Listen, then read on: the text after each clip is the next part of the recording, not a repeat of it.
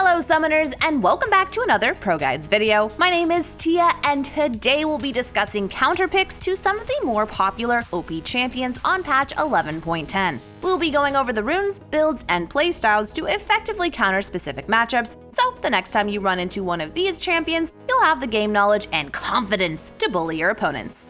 Starting things off in the top lane, we have Heimerdinger as a counter to Shen. Shen's key strengths come from his ability to constantly force trades on melee champs that move up to farm. Once he lands taunt, he's guaranteed to hit his Q for the super empowered autos, allowing him to shred his opponents. Between his passive shield and his W zone that blocks autos, most champs can't even hope to trade back. But Heimer bypasses all of that. Since you're placing down turrets and playing behind and around them, you're never really in range of Shen's taunt.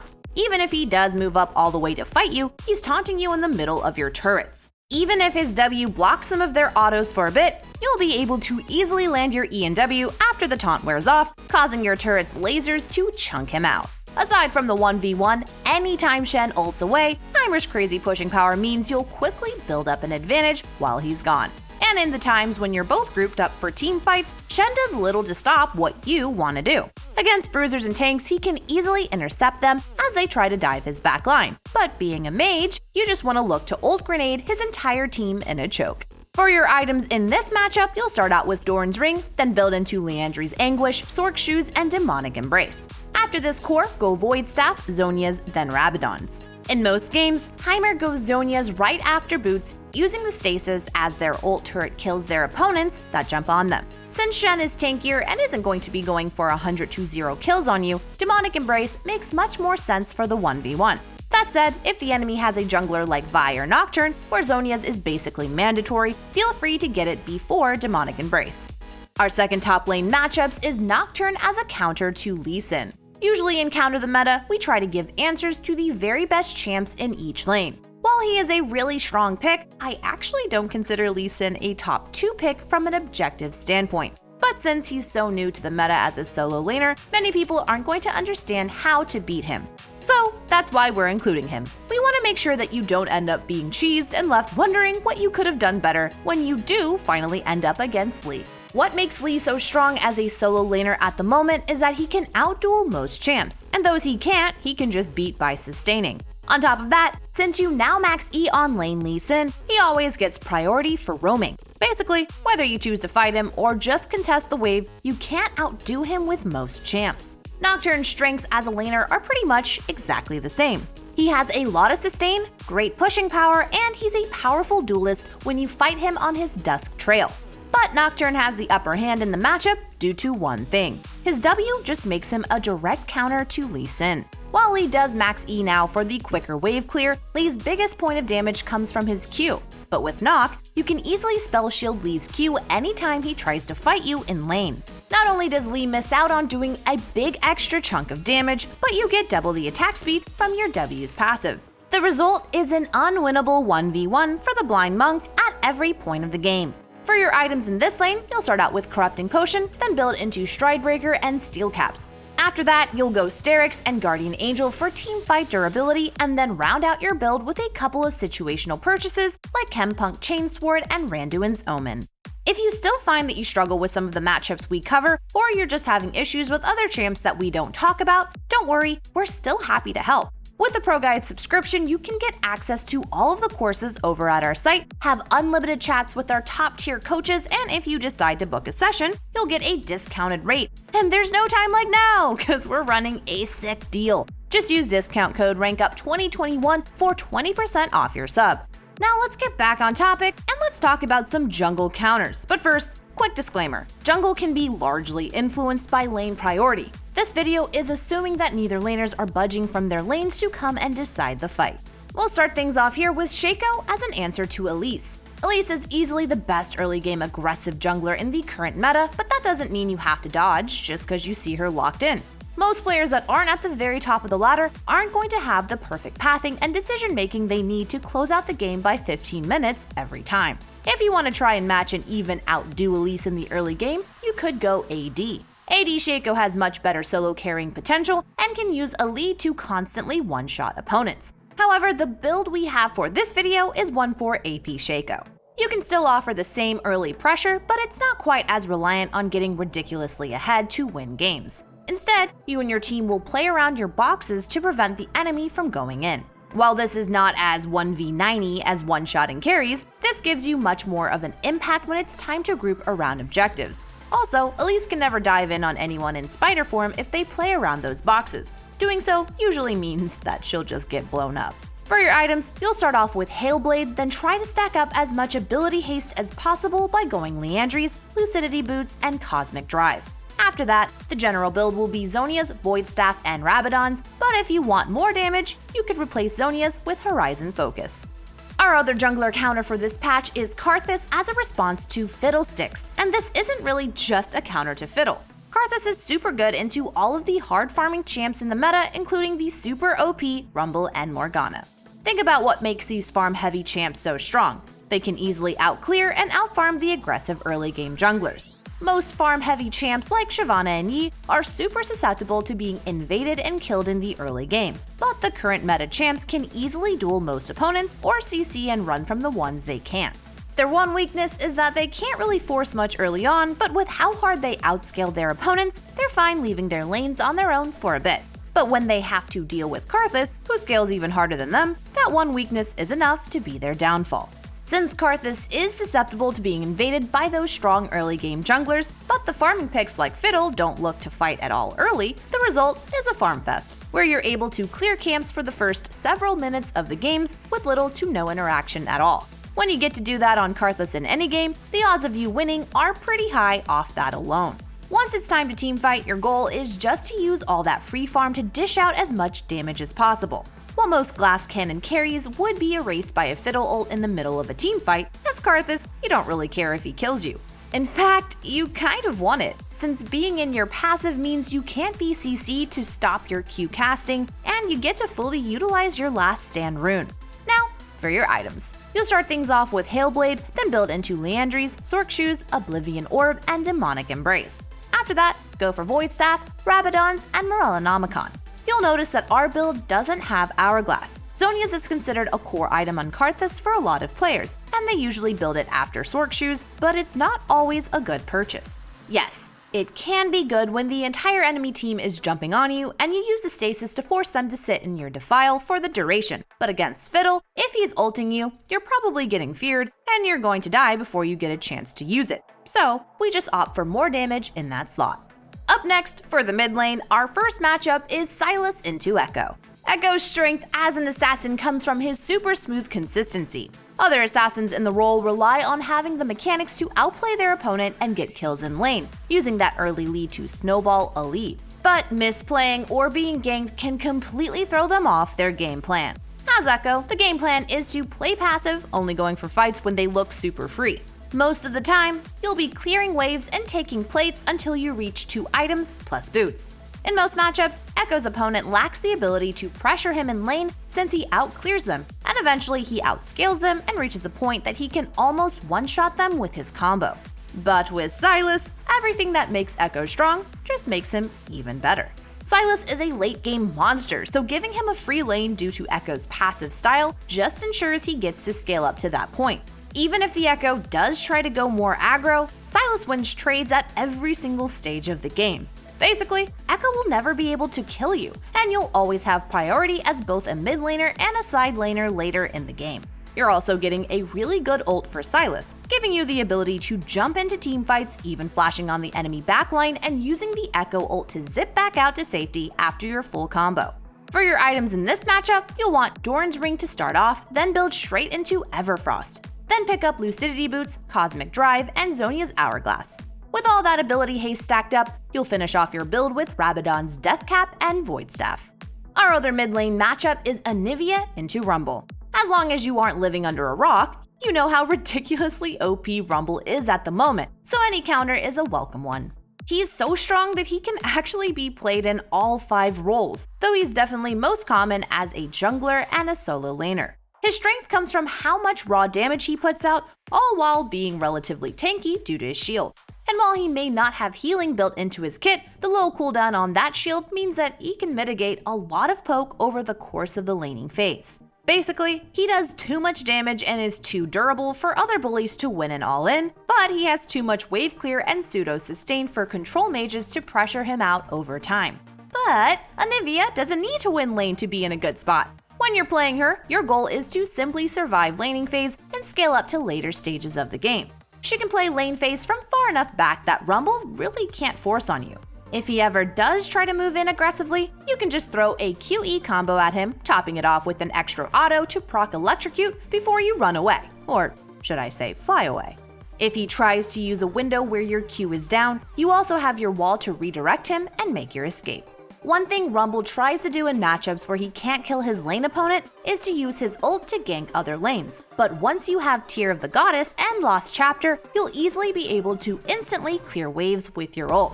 While it's not safe to follow Rumble, since you definitely won't beat him in a 1v1 if he turns on you in the river, this does give you the chance to either take plates or just look for a reset.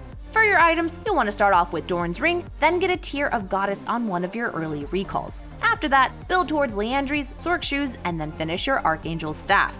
Your next two items will be Void Staff and Rabadon's, and your last slot will be for a situational item like Morellonomicon or Demonic Embrace. If you ever need a defensive item like Banshees or Zonias, you should buy it earlier in your build, either right before or right after Archangel's Staff.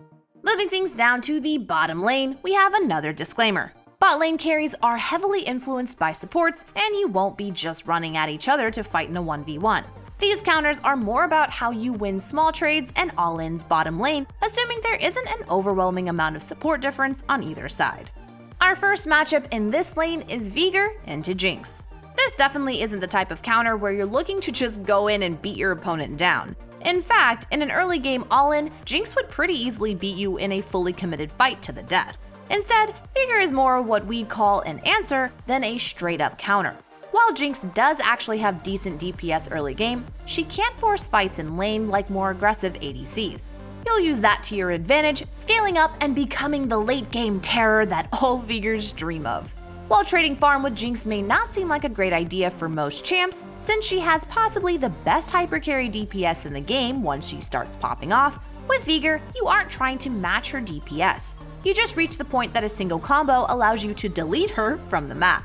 But that's for later in the game, so let's talk about what to do to get to that point.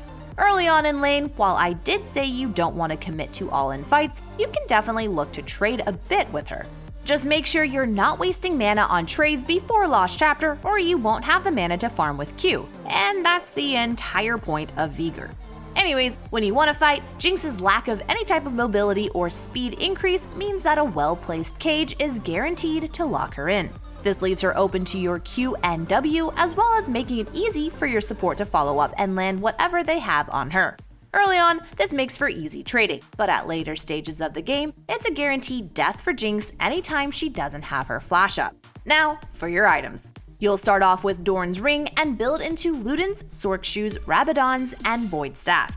After that, top off your build with Zonias and Banshees. If your team is AP heavy or there are beefier targets on the enemy team, you can build your Void Staff before Rabadon's.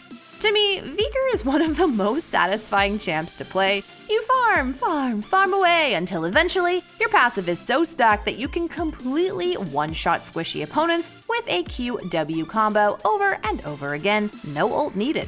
It's not flashy or complicated, but man does it feel good. It's just a satisfying feeling that you know you're tilting the enemy team. Is that toxic? No, that's not toxic. You're toxic. I'm not toxic. And that leads us to today's question of the day. What spell or combo do you find most satisfying to use?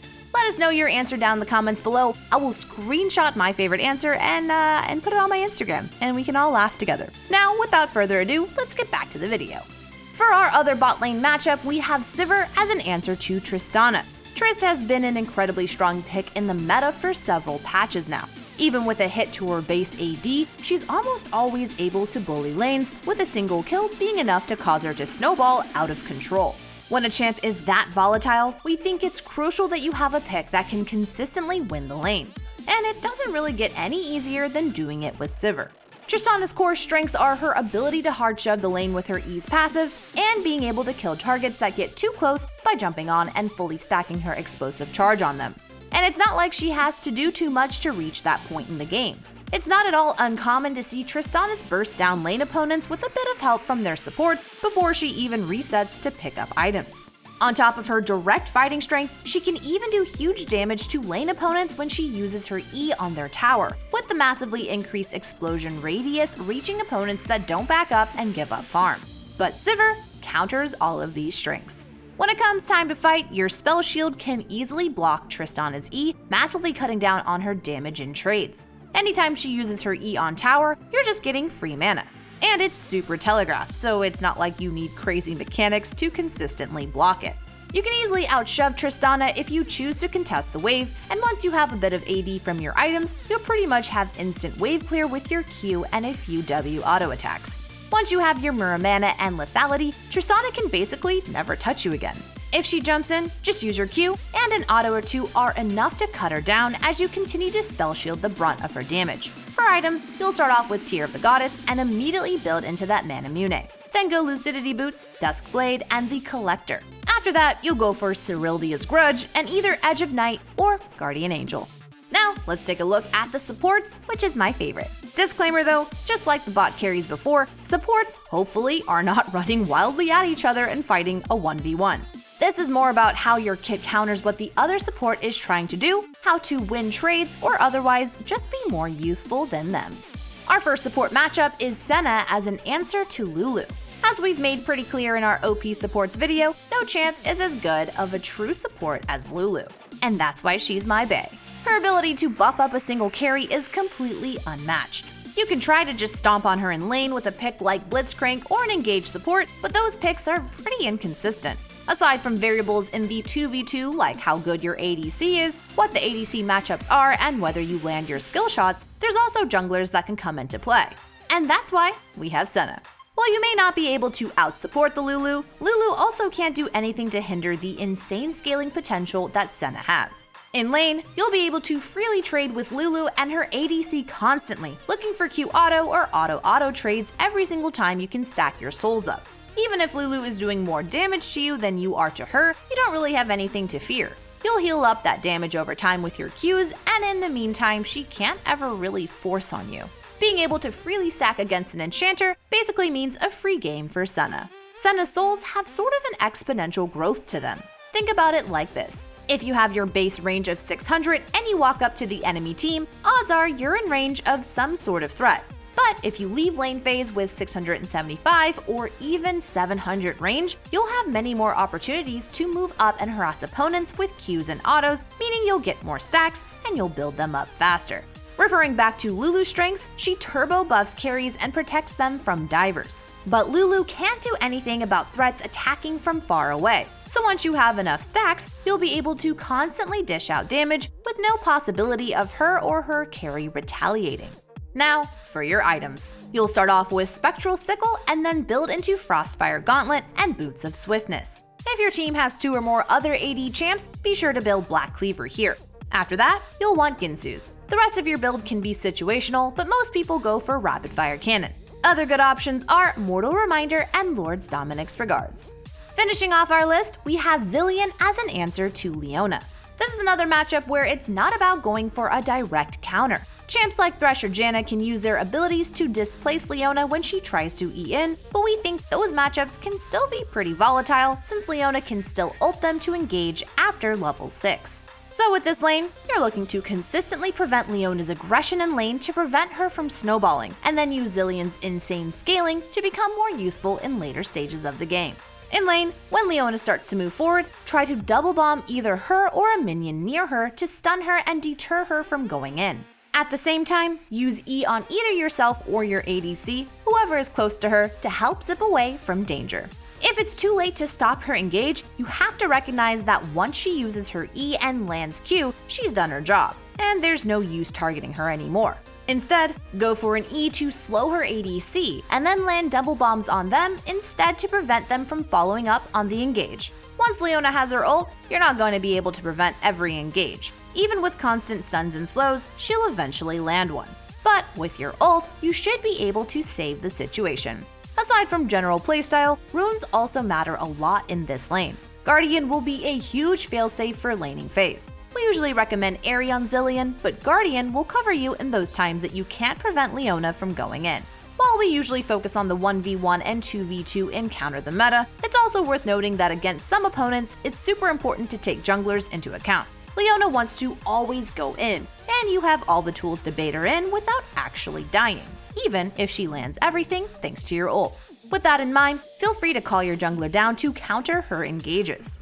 Outside of laning phase, you'll use your E's to help allies dodge Leona's long-range ults as she looks for picks. And in the event that she does catch someone out, your ult will help buy time as your team scrambles to counter the engage. For your items, you'll start out with Relic Shield, then go into Lucidity Boots, Shurelya's, and Cosmic Drive. Your next item should be Zhonya's, and then round things off with a Vigilant Wardstone. This build has a ton of ability haste and includes Zhonya's as a defensive, so you don't have to waste your ult on yourself. But if you want a more AP heavy build, you can go for Rabadon's over Zhonya's and even Medjai's over Wardstone. Just realize that dropping Wardstone from your build means losing 40 ability haste and not having control wards for the rest of the game. That concludes our latest episode of Counter the Meta. I hope you enjoyed the video. If you did, be sure to sub so you never miss out on our meta guides, and you're always going to be in the loop on what the best picks are. Remember to let us know what spell or combo you find most satisfying down in the comments below. I really do read them, and I want to find the best answers, screenshot them, and put it on my Instagram so we can all, laugh and smile and enjoy life together. And one last thing, don't forget to check out our Discord in the description box below, where you can discuss League further or just hang out and be part of the community, talk about anime, talk about your favorite fruits, eat a carrot. I can't wait to see you guys back for the next video. But until then, good luck on the Rift. I hope you guys are reaching your goals. And I just want to say a thank you again for all of you guys following me and just chatting with me and sending me love. You guys are the best, and I'm sending you love right back. Have a good day. Bye.